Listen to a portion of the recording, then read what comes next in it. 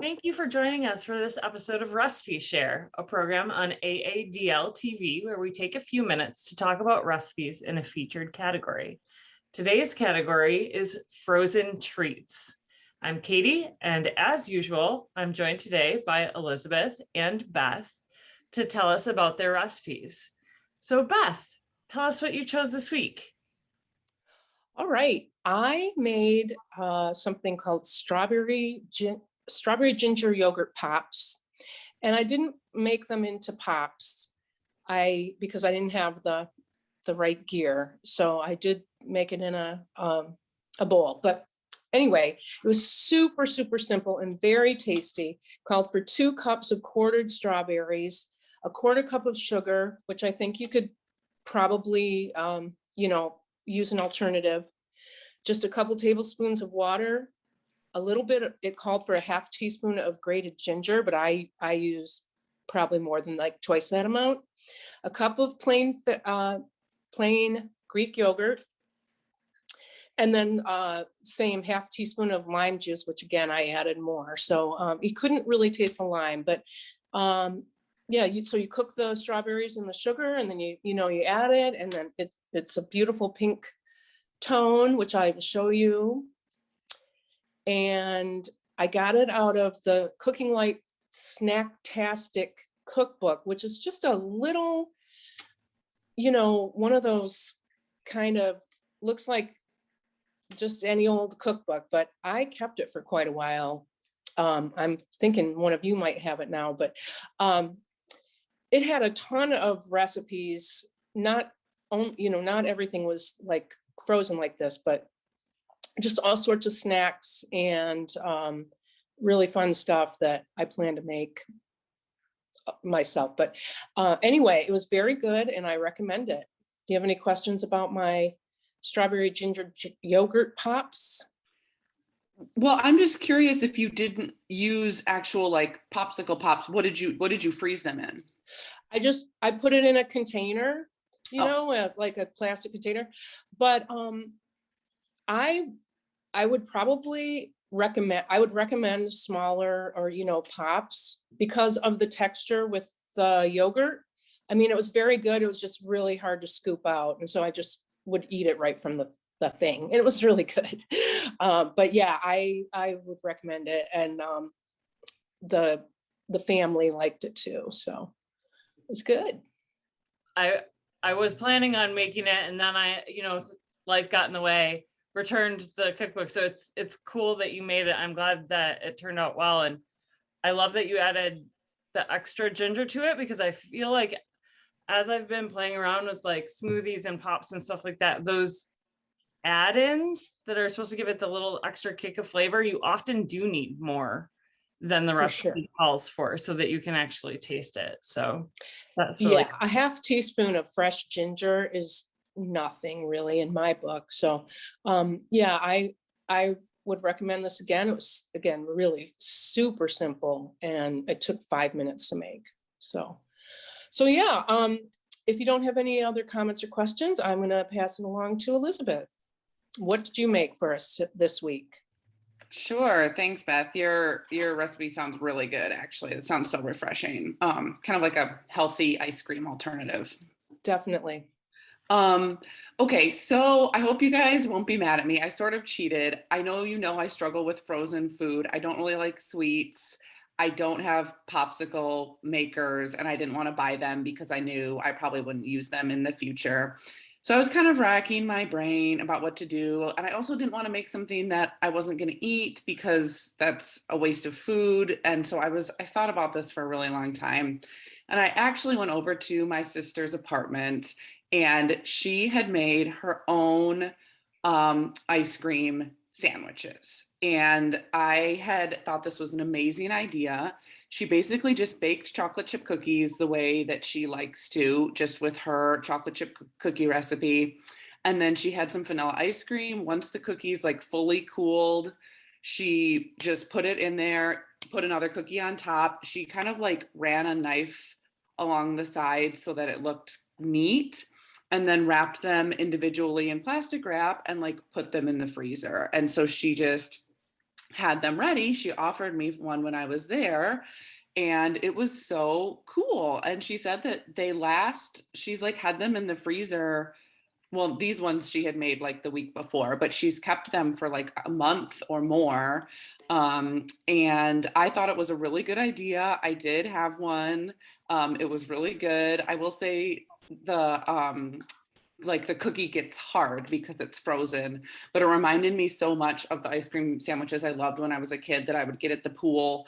That I don't know, I can't remember what they are. They might be like Toll House ones, but they have a blue wrapper and they were like so good and like 950 calories. And I would just like want like 17 of them.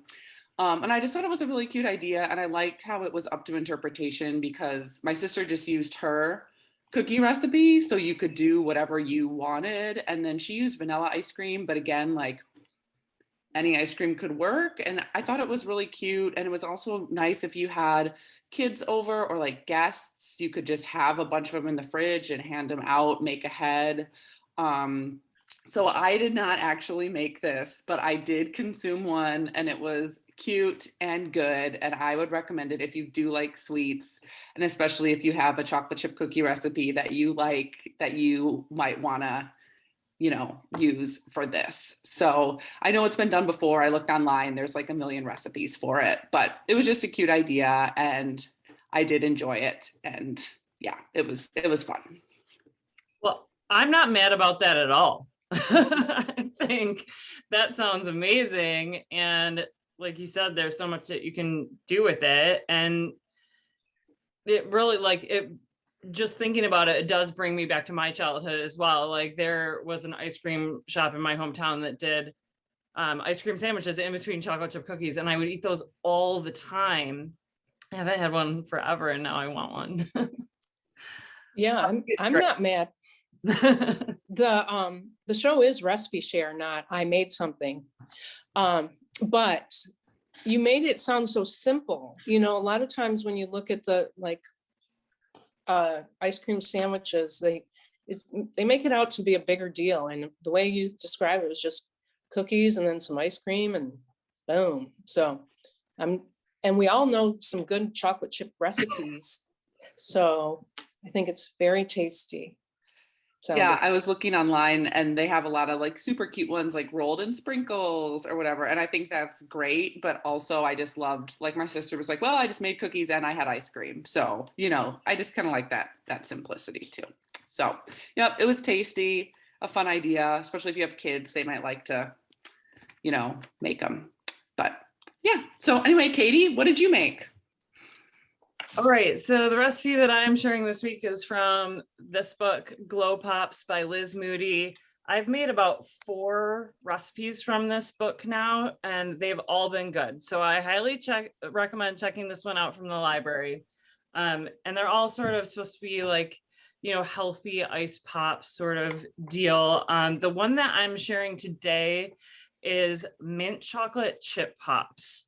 So when I first saw this recipe, I was very skeptical because mint chocolate chip ice cream is one of my very favorite things. I love that flavor.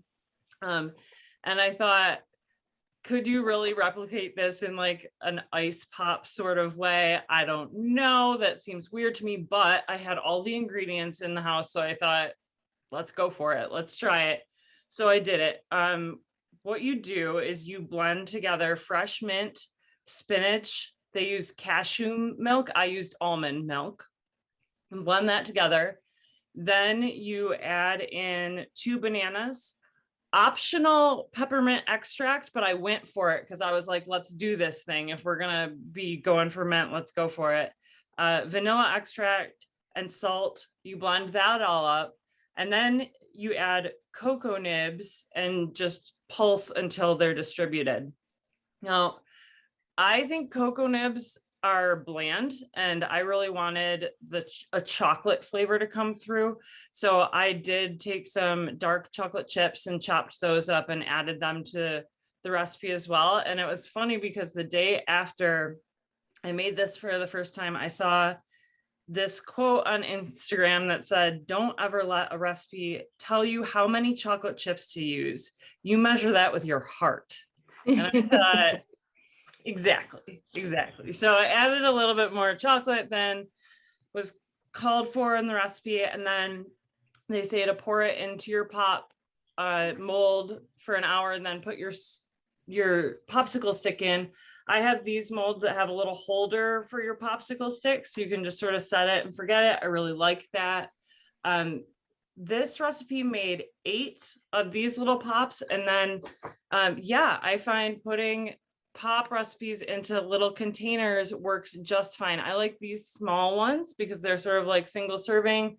You can throw them in your lunch bag and they tend to like stay frozen until you get to work. You can pop them in the freezer. So this is just a little portable version and it tastes just as good. So you don't need ice pops to make these recipes. It's just as good without, let's see.